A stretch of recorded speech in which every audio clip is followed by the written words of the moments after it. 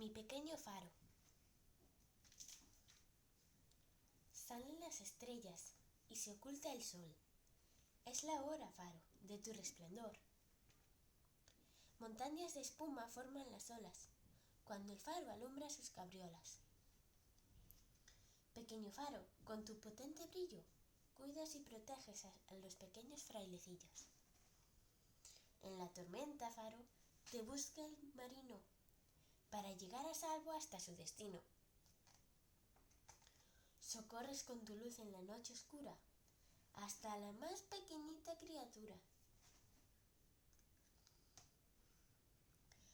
Ahora alumbras la hermosa escena del chorro agradecido de la ballena. Corred, tortuguitas, y antes del alba, llegad hasta el mar sanas y salvas. Pequeño faro, con tu luz protectora, velarás por nosotros hasta la aurora.